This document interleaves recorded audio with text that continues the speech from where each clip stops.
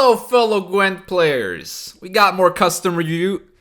Hello, fellow Gwent players. This is going to be a quick fire custom review video where I'll just read the card, give 1 or 2, 3 sentences. Unless the card is really interesting, then I might say something more about this. I won't be keeping this promise that I'll keep it short for every card, but we got a lot of cards. We keep getting more cards, but we keep getting... making these videos takes quite a little bit of editing, so I'll also probably edit this a bit less than the usual videos. So yeah, let's just jump right into the cards. And the first card is Dana Madb. I don't know how to pronounce this last name. Symbiosis. Order, spawn, and play the last nature card you've used this round. So Stefan, basically. It's a Scoia'tael Stefan, which works with the nature cards. This is double water of Broccolon pretty much, now that Mystic Echo is gone. I think, honestly, Symbiosis makes this card worse. Yeah, it definitely makes it worse, because you then spawn the water, and then spawn another water, and then I guess you get, like, 2 Treants. Yeah, I mean, it's good, like, you get 2 extra points on water, but it does disrupt your engine value on a Treant if you play a Treant, so I'm not sure if this Symbiosis is good. I mean, the card itself is actually pretty crazy. I think Symbiosis does make it worse though. Woodland Horror. Ranged. Whenever an enemy unit is boosted, boost this unit instead. The amount of boost is then added to the counter. Counter 0. Death Wish boosts the highest ally by this card's counter. Whoa. So it's like a Kahir, but it boosts instead. So it doesn't just boost. It doesn't just negate the boost. So it doesn't just negate the boost. It makes it negative. Isn't this card just kind of crazy? Yeah, this card's just kind of crazy. Like, this is like a Kahir better than Kahir. Like, you can play 2 with Caranthir as well. That's crazy. Then we have Dryad Elder. Okay, this guy looks nothing like a Dryad. Deploy. Whenever this unit gets damage, damage is adjacent units by 2. Wait, why is it the deploy ability? But yeah, this is a funny little card.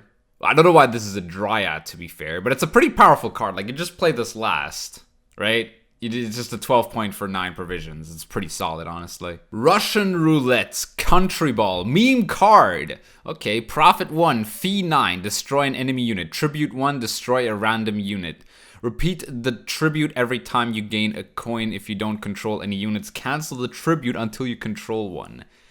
Holy moly, that is actually a very powerful card. For an artifact, that is crazy, right? That is absolutely crazy. A Fee 9 destroy unit on an artifact is pretty damn good. The Profit 1 makes no difference. The Tribute 1 is absolutely friggin' broken, obviously. Yeah, it's a bit broken. Next up, we have Silent Hunter. A relic with Thrive. Whenever this card's Thrive is triggered, damage the highest enemy unit by 1. Okay, so this is like Trident Infantry on a gold card. It's actually pretty okay. There is a lot of armor, though, that this card might hit. But this could honestly just be a bronze card effect. I don't think this needs to be a gold. I would rather have this on a bronze than a gold, to be fair. Like, this could just be a bronze card at the end of the day, right? I feel like that's okay. VOORHIS. Deploy. Damage all Witchers on this row by 1, then damage random enemy units by 2 for every Witcher on this row, ignoring their armor. Okay, so it's like a Gaetan, but it's kind of anti-synergy with the one deck that actually runs a bunch of Witchers, and that is the Uprising deck. I know this card was created before the Way of the Witcher expansion, but yeah, I mean, honestly, yeah, it is anti-synergy with the one deck. I mean, it's actually pretty good with the shielded Witchers. There's actually some interesting synergy. I think Leo would just be better than this, though. Leo is just another power play. And it's not just limited to the row. It is actually all the Witchers on your side of the field. So I think this is just a worse Leo. Alright, here we have another monster card. Dude, what's up with these names? Like, the names in Gwent are already complicated enough. Why do the custom cards have to be the most complicated names as well? Veil Ranged, consume the next unit played. If it is an allied, boost self by 10. Wait, what? Exposed, move self to the melee row and damage the highest enemy unit by 6. Okay. That goes quite tall, doesn't it? I mean, it's a 14 plus 6, so it's like a 20 points for 11 provisions. It kind of has the same stat line as the Koshche, right? At 4-3 armor, almost 11 provisions. Koshche being 10, of course. So I don't actually know how good this actually is. This actually seems pretty okay, in my opinion. Seems alright, actually. This does seem kind of alright. It does seem alright. I mean, it goes very tall. I don't know how you're gonna get the exposed, though. The exposed part of this card is definitely impossible within monsters. So I don't think the exposed actually ever works. Is there any card in monsters that would work on the exposed? You have the Forktail to damage it, but that doesn't damage by... That only damages by 1. So you would have to play 3 Forktails somehow. Yeah, I don't think this card is very good, to be fair. It's kind of basic as well. It goes way too tall as well. Like, this card's just fodder for tall punish. Then we have Carolyn, Human Bandit, Zeal Order. Choose another allied bandit to duel the lowest enemy unit. Cooldown 1. Wait, that's friggin' nuts. That's crazy. Because bandits have so much armor. I mean, this card would actually put bandits into a playable state. Not sure how playable, but the fact that it's a cooldown ability seems pretty crazy, to be honest. And it's only 4 power. Like, yeah, this is actually kind of good. This is actually kind of good. I'm not gonna lie. This is a pretty funny card. I like the I mean, I'm not sure if the design is balanced, but I do like this card. It's a pretty crazy ability on an archetype, or with an archetype that isn't that great to begin with. So maybe an archetype like this could get, you know, a card like this that's kind of broken to put it into playability rate. So who knows? Next up, we have Trained Witcher Army. By the way, I really like the fact that we have a lot of new card arts for these videos, for this video especially. So shout out to you guys for always trying to find new card art. In the last episode, we didn't have that. We had a lot of old, like, leader card arts. So whenever you play a soldier, boost a random allied soldier by 1, limit to once per turn. If adjacent allies are Witchers, boost self by 1 on allied turn end. Okay, so this is quite a conditional ability, but with the fact that Witchers, or like Witcher Swarm is a thing, it's not that hard to pull off. But the problem is you have like 2 archetypes colliding with one another. You have the Witchers and you have the soldiers. So which one do you actually want to have? You need to have one soldier on your side of the field for this to actually gain value, but you have to play a soldier for this to also gain value.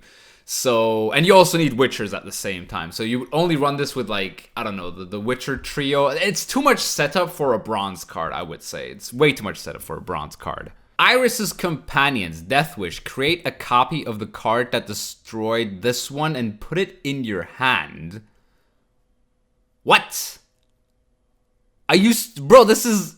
Huh? What? That's crazy. Dude, that's busted. That is so busted. Whoa. Like, imagine killing this with a priest. This is really good in Skellige, by the way. This is a very good card within Skellige. This card is insane. I mean, even with monsters, it's pretty crazy, right? I mean, you get an extra consume, but you get you get a card. It's like a free Siri dash, isn't it? Like, you just need an order. It's like imagine Vi is broken. This is even more broken. You just need one consume order card and then just play the IRI'S Companions. And it's a neutral. You can play it in every faction. This card's crazy. This card's so good. Then we have Banshee Wolf. Oh, that's actually such a cool art. Holy moly. Where did you get that? Deploy. Consume a unit and gain its Death Wish. Yo, that's such a cool ability. Yo, that's actually sick. I love that. That's great. That's awesome. That's such a cool design. That's actually a really cool card. Like, I'm not even lying. I'm not even saying like you need to play this with Vi. There's so many cards that this works with. Something like a Succubus, imagine two, or Manticore. Dude, this is a great card. I love this card. Probably my favorite card of all the custom. Like, this is a great card. Shout out to whoever did this. Deadpan Tran. Okay, maybe that name isn't that great, but shout out to you, man. This is a very nice card. I really like this one. It's a pretty cool ability. It's something that Gwent doesn't have, is like gains the status or like gain the ability of another card. It's a pretty cool thing. It's a very Nilfgaard ability within monsters that doesn't seem too unbalanced. So yeah, big shout out to you, whoever made this card. Trained Witcher Agent. Deploy melee, spawn and play a bronze... Wait, sorry. Spawn and play a 1-power copy of a loyal bronze enemy unit. Okay. Order damage an enemy unit by 1, ignoring its armor. If adjacent allies are Witchers, assimilate. Okay, so if adjacent Witchers are... Okay, if adjacent allies are Witchers, he gets assimilate. Okay. Spawn and play a 1-power copy of a loyal bronze enemy unit. Okay, spawn and play. Oh, Jesus. Isn't this kind of crazy? That's actually nuts. It's like a Duchess Informer on your side of the field, pretty much. But it takes away the power, but it still has a deploy ability. This is a really powerful card. Honestly, this is like a ability of a gold card. Like, really just is a gold card ability, I think. Trainer Witcher Wraith. Deploy, give an enemy unit bleeding 2. Order destroy an allied unit, then damage an enemy by its power. If adjacent allies are Witchers, give a random enemy unit bleeding 2 whenever an enemy takes damage. Limited to once per turn. So this is a bronze card. As a bronze card, it plays for... It's so low tempo. The thing about this card is it's kind of like a multi-utility tool, but the problem is when you want like utility tools for certain archetypes, like in this case it's vampires and Death Wish, those two don't really work together, right? You have the vampires and then you have Death Wish, which are two completely different archetypes, where like a card that's common in those decks is the Endrega Larva maybe, or I don't know, the Heatwave, or who knows? There's some, or like Bruxa. You could say Bruxa is common in those decks as well. But this deck's like, I think, too convoluted. This card is very convoluted, especially at 6 provisions. I don't think it's worth it. Next up, we have Red Djinn. We've got a lot of monsters today, by the way. Veil, Dominant, Zeal, Order, Consume. Wait, what? Okay, so Dominant gains Zeal, and then it's an order ability, obviously. Consume 2 allied units, then damage an enemy unit by half this card's power. Consume 2 allied units, then... Okay, so it has to consume 2, and damage an enemy unit by half this card's power. That's actually pretty powerful. If this unit is consumed by an allied unit, boost them by 2, and it's transformed then into a copy of this card. I would say that the copy has order, right? Because it's the same thing if Seltkirk... Like, okay, so if you get a card, if you summon a card that has Zeal, it still has order, right? I don't know, actually. Isn't this card kind of busted? This card feels kind of busted. I'm not sure how to evaluate it. It seems kind of crazy. But at the same time, it doesn't seem that great at 613, right? Because the problem is, like, if you are not playing... Like, you're losing points if your opponent doesn't go that tall. It's a very matchup-dependent card, for sure, so maybe it's not the greatest, now that I think about it. Next up, we have Haxman Fire Force. Based on the famous anime... Deploy, gain a coin for each Fire-Sworn Zealot on this row. Destroy adjacent units and boost self by their power at the end of the turn. Fee 6, boost self by 1 for each adjacent Fire-Sworn instead for the remainder of the game? Remainder of the game, I guess. Wouldn't this just be tribute? Fee makes no sense here if it's for the remainder of the game, right? There's no point in using the fee then. So destroy ancient adjacent units and boost self by their power at the end of the turn. So it's like it's a lonely champion engine type card. I mean, this card actually isn't terrible, but the problem with Zealots is that they're not really a coin deck. They're kind of like a crime deck that swarms their board and maybe gains like 1 or 2 or 3 coins throughout that process. And you then uses cards like Helvete or Jacques to profit off of that. But other than that, it's not really a coin-based deck a lot of times. So I don't know if this card is going to be worth it in the deck. It obviously has that synergy with Helvete, which is quite important, but not sure it's that great. It is actually pretty powerful, to be fair, though. Like its stat line might actually just make it see play in those decks, because a 7/9 that gains coins for every adjacent or for every Firesworn Zealot in this row seems pretty good. Alright, next up we have Leshen Old Spirit. Deploy, consume an allied unit, and draw a card equal to its power or less. What? That's broken. Gives you card advantage on deploy. What? What? This is nuts. Ha! I think you tried to make a Imlerith, but you kind of created the most overpowered card in the game. You created a 2-point consume that draws you a card. That's just broken. That's just nuts. Next up we have Power Chords. Chord, boost all bandits by 2. Unity, boost all bandits in your deck, hand, and battlefield by 2. Unity is if your starting deck has only neutrals. Yeah, that seems pretty good. Like, it's actually, this is Uprising. You saw what Uprising does to, like, Uprising with Witchers is really powerful because they have tools like Vesemir and Erland, and this is very similar to that, where it just boosts everything in by 2, right? This might need some adrenaline nerf as well, but yeah, the card's actually kind of busted, honestly. Like, this would actually put bandits in a pretty good position, probably like a high tier 3 or even low tier 2. Gaunter's Pack. Choose one. Play a random card of your starting deck. If you guess the card color, give it immunity. Destroy a doomed enemy unit. Okay. If you control a unit, move a random card to the opposite row and reset it. Transform into an artifact with ambush. If you guessed the next card the enemy plays, flips, banish the card and play it in your next turn.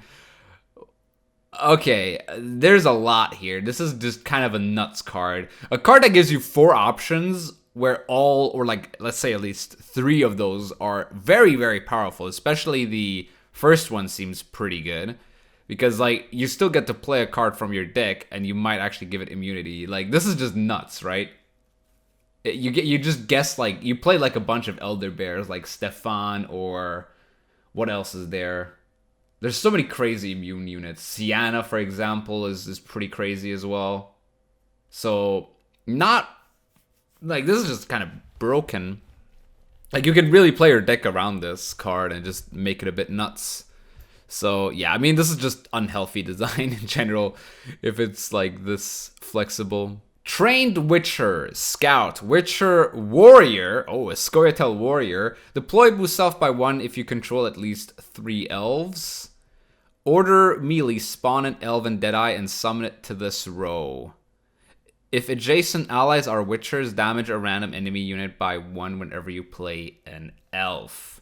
It was kind of funny that, I mean, this card was obviously designed before Way of the Witcher, is that the elves are all moving around, so this card wouldn't really have much synergies with the, no, sorry, not the elves, the cat witchers are all moving around. So this card wouldn't really have much synergy in the current iteration of Scoia'tael Witchers. But I mean, the ability of just spawning an elven Deadeye is actually already pretty good. Like, I mean, if this was an elf, it would actually be kind of cool. If this was like the ability of Half-Elf Hunter, it could be quite nice. But I think at 6 provisions, it's not worth it. by any means necessary. Trained Witcher, Hunt and Gather. Melee, damage a random enemy unit by 1 whenever you play a beast. Ranged, boost self by 1 whenever you play an alchemy card. If adjacent allies are Witchers, increase both effects by 1. Ooh. Ooh, okay. It's one of those convoluted cards, yet again, where it's like trying to make 2 archetypes into one, where you have beasts and Witchers. Well, with the current state of affairs, and also alchemy, right? It's like 3 archetypes all at once that it's trying to connect, and that's just not great. I think these type of designs where they connect to archetypes isn't really that great, I think, because you're connecting to archetypes. Why would you try and connect to archetypes when you could just print cards that are good for the archetype, right? And printing a card like this, it just is unplayable because you trying to collect those 2 archetypes together and just realize you're just building a bunch of mishmash and have a really high draw dependency when you're trying to connect to archetypes. Alright, here we have Bran Turasak, Human Warrior. Oh boy, more warriors in Skellige. Veil, deploy Spawn Skellige Storm on the opposite row for 1 turn. Whenever a unit in the opposite row takes damage, boost self by 1. Devotion Spawn Skellige Storm for 2 turns instead. Ooh, that's pretty crazy, actually. Skellige Storm is a pretty nuts card if it is attached to a body, right? So I would say this card's actually pretty good. This card's actually kind of nuts. It enables a lot of Bloodthirst. It works really well with Wildboar of the Sea, I would say. It works really well with Dagger, obviously, and Great Swords, but yeah, I think this card's just kind of good. It is kind of good. Devotion for Skellige doesn't mean anything, realistically. So yeah, this card's just good. Then we have the Flaming Rose Knight, 3/1 armor. Okay, Veil, fee 1, destroy a Firesworn token and damage an enemy unit by its power, ignoring armor. At the end of your turn, gain 1 coin. Bonded Devotion, gain 2 coins instead. Okay.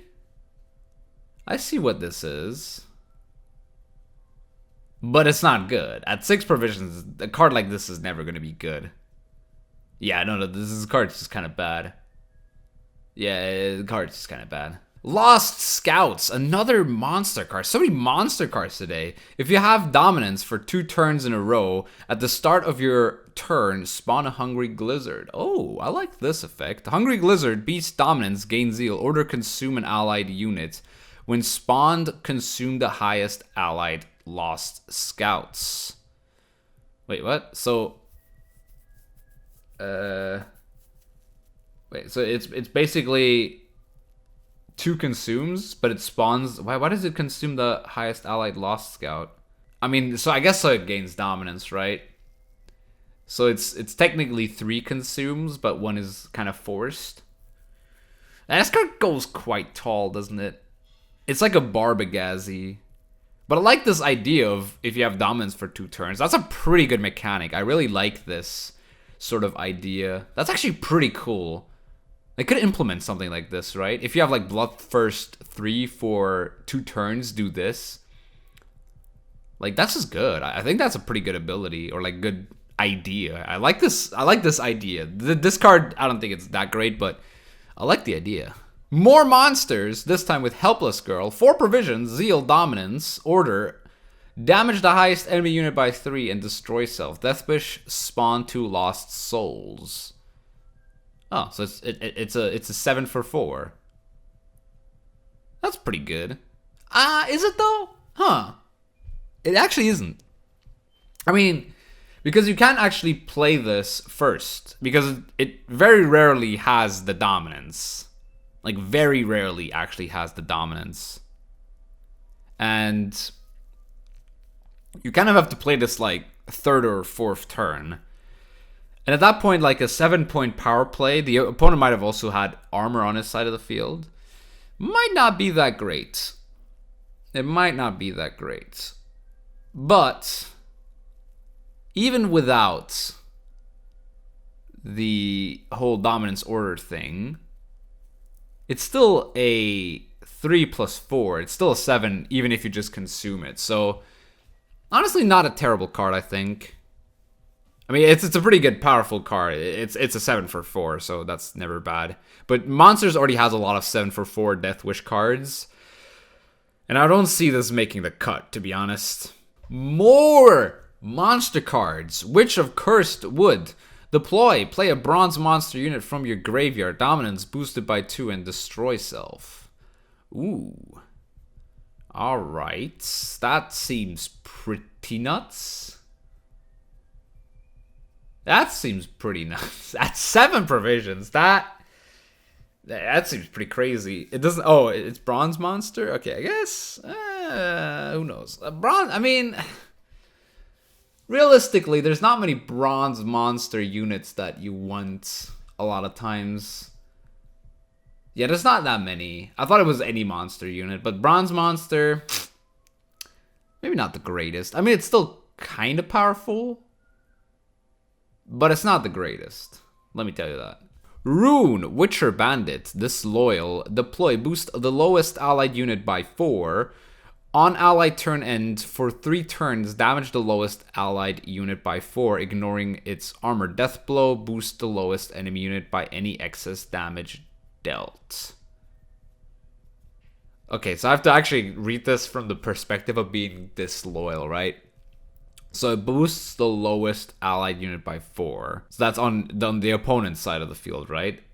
On allied turn end, for 3 turns, damage the lowest allied unit by 4, ignoring its armor. Death Blow, boost the lowest enemy unit by... Oh. There's something about this where I'm just like... It's just gonna get consumed, right? I feel like this just gets consumed. Against monsters, this seems pretty useless. And I think Scoia'tael will start taking Elias for it. This is a problem with Gwent right now. And like, this has always been something with Gwent, is that these disloyal payoff cards, they need to be a deploy effect pretty much every time. If there are like engines and they're disloyal, there is so much the opponent can do to interrupt that. There's a lot of cards that actually do interrupt things like that. Self-damage in Skellige, for example, works as well.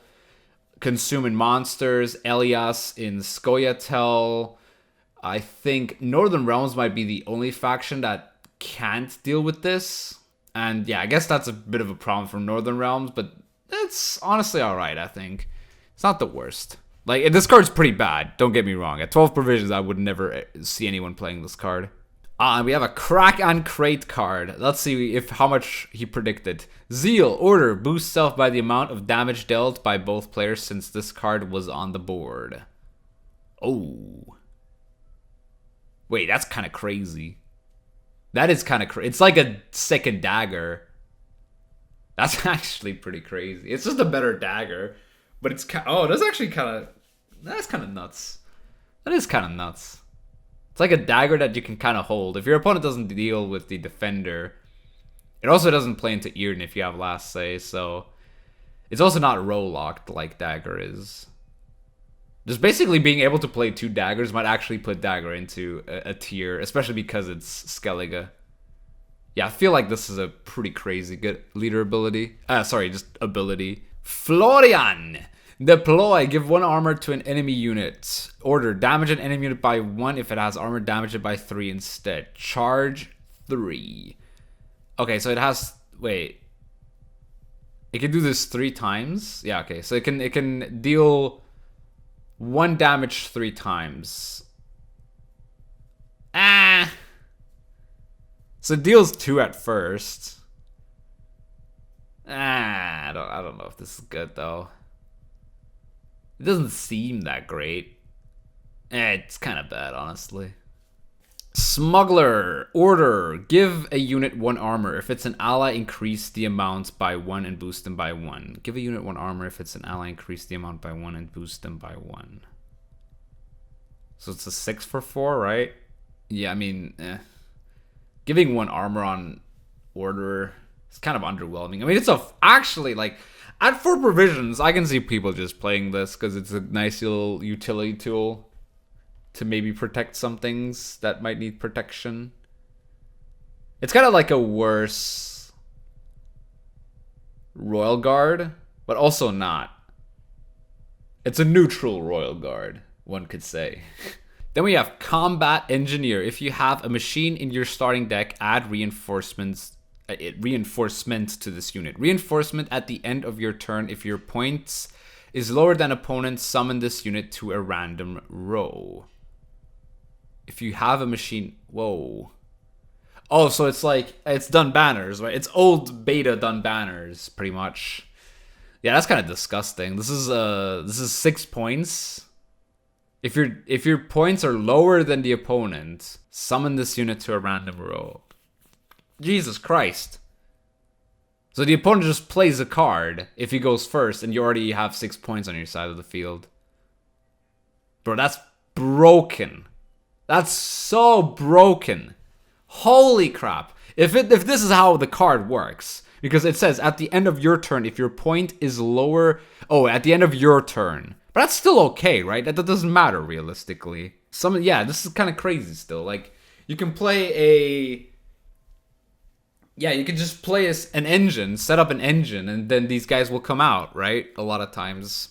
Like, this card just is nuts. It just gives you 6/3 points plus 2 thinning. This card's absolutely broken. Even at 6 provisions, I would say. Even at 6 provisions, actually, this is still broken.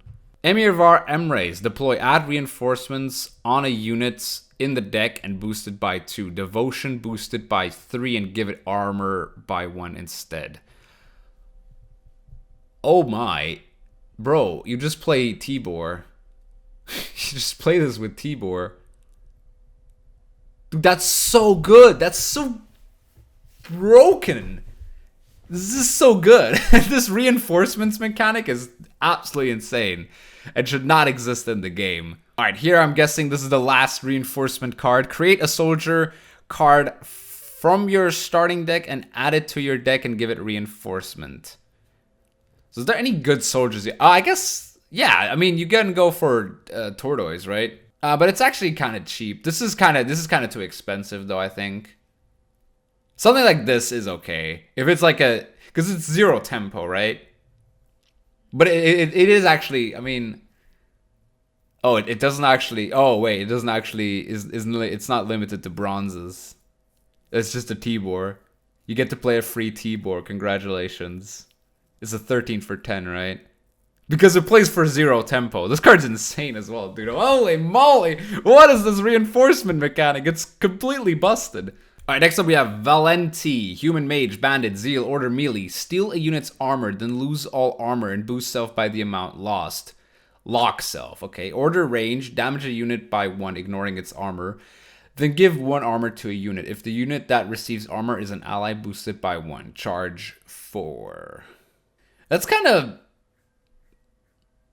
I mean, you play this with movement, right? You play this with Strays of Spala, so you can use both of the abilities, which is kind of crazy. It has Zeal on everything, I think. It has Zeal on both of them. With Guerrilla Tactics, this seems pretty good as well, because you can kind of use it on both. But I think you would have to wait a turn for the next order to be played. I don't know. I don't know how mechanically this card would work. It kind of wouldn't work the way Gwent is, because once you use an order, the order is exhausted. So it can't gain order if it's moved again. It's the same thing, or is it? I don't know actually how this mechanically would work. But yeah, I mean, it's an alright card. It's not that great though. It requires a deck around it, and there's not a lot of good decks that play a good amount of armor. I mean, this is crazy with Draco Turtle, but Skellige doesn't really have movement to justify a card like this. Then we have the Yellow Witch of Karath. Human Mage. Deploy, give cursed category to all enemy units on the opposite row. Whenever a cursed unit takes damage, boost self by 1. Okay, that's interesting. I mean, it's actually pretty good with something like Tactics, right? Yeah. It's pretty nice with Tactics. Because you have like the Scorpions, you have the Helga. I guess Spies also is pretty nice with this. It's not a status though, and that's the problem. This should be a status, but that would be broken. But yeah, the status, if this was a status, it'd be a whole different story. Then we have the Purge. It's a gold unit for 5 provision, and it is destroy a cursed unit. I mean, there's no cursed unit support. There's only cursed in monsters in Northern Realms, I think. Is there any Skellige? Oh yeah, Heim is. I think Heim is a cursed unit. So we have Northern Realms, Skellige, but only 1 unit in Skellige is cursed. Wait, I think Ulrich is also cursed. Slightly. Whatever. Then we have... I mean, Nilfgaard doesn't actually have any cursed units as well. So we don't have Scoia'tael, we don't have Syndicate, and we don't have Nilfgaard, which is half the factions where this card just sucks. I mean, you can obviously set it up with cards, but then you were just playing a Will-o-the-Wisp, right? And that sucks. A tribal curse. Give 3 adjacent enemy units a cursed category, then damage them by 2. Yeah, I mean, it's pointless with the other card, because the other card destroys it. So you're already lowering the value on that. What? Jesus. So, yeah. Not a good card. Just bad. Alright, next we have MOURAN VOORHIS. Assimilate. Deploy melee. Trigger a bronze soldier. Deploy ability and boost him by 2. Okay. Deploy range. Play a soldier from your deck. Whenever you play a soldier, give him 1 armor. Okay. That's pretty good. I mean, that's just solid. This is a solid card. Like, if you don't have a soldier in your deck, hey, I still have to deploy it. This card's just insane, right? It's still pretty crazy good. Yeah, this is just a good card. Alright, we have Ardal Abdahi. Deploy melee. Seize an enemy unit that has 3 or less power. Increase the seize value for each disloyal unit on the opponent's board. Ooh. Yeah. That's pretty interesting. It's like a Swears, but with a bit of a higher ceiling. I like it.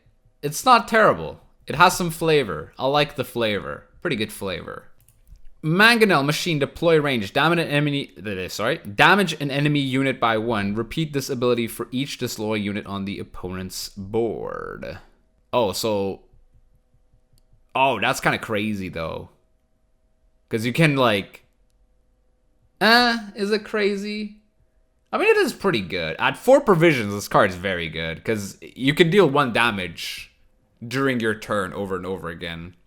If it was to increase the damage for each disloyal unit on the opponent's side of the field, it would be a lot different. Because then you would have to need a little higher target. But the fact that you can repeat the 1 damage over and over again is pretty good. Usurper Assassination. Human Aristocrat Soldier. Disloyal. Deploy damage a unit to the right by its base power. Devotion. Damage adjacent units instead. Oh, okay. Why is this 11 provisions? I guess because of Devotion? I mean, it's very easy to play around this card. There's a lot of tokens to play around this card. Yeah, it's actually very easy to play around this card. It's kind of a bad card for 11 provisions. I don't think anyone would play it. Then we have Anna Henrietta. Assimilate Veil. Deploy melee. Look at the 3 most right cards in your opponent's hand and play a card. Wait, what? Play a card? Which card? Deploy range. Look at 3 most left cards on your opponent's hand and play a card. Devotion boosted by 2. What? Play a card? So you're basically going down a card for this ability. This is terrible. What play a card? You have to specify what play a card means. From your hand? From your deck? I'm guessing from your deck? That's pretty frigging nuts in that case. Assimilate Veil as well? Jesus Christ, this card's insane if that is the case. But play a card, I don't know what that actually means. So, yeah, you have to specify that. Then we have Lara DORREN. Veil, deployed. Choose 1 of 3 leader abilities from other faction. It becomes Lara's order. Chosen a leader ability? Wait, choose 1 of 3 leader abilities from other faction. It becomes Lara's order. Okay. Okay, so it's like it's Anna Henrietta with a bit of RNG. Seems kind of crazy, but it's kind of bad as well. It's interesting because I think this also... this actually kind of sucks. Because it's an order ability, right? Yeah, it's a bad order ability because it dies very easily. and it's very dependent on your matchup. But it's kind of like a worse Henrietta, or the current Henrietta that we have. So yeah, interesting ability. They did make this happen technically, so I mean, you kind of predicted something there. Royal Banner, your leader ability has cooldown 4. Holy moly, wait, what? That's crazy. Like something like Uprising or Shield Wall is just nuts with this. Jesus Christ. But the problem with this card is that leader abilities... But the problem with this card is that it is 10 provisions and it's an artifact. So maybe I did overrate this card a little bit. And yeah, that's where I am going to end this video. I hope you did enjoy it. If you did, please leave a like, subscribe for more Gwent content, and I'll see you soon.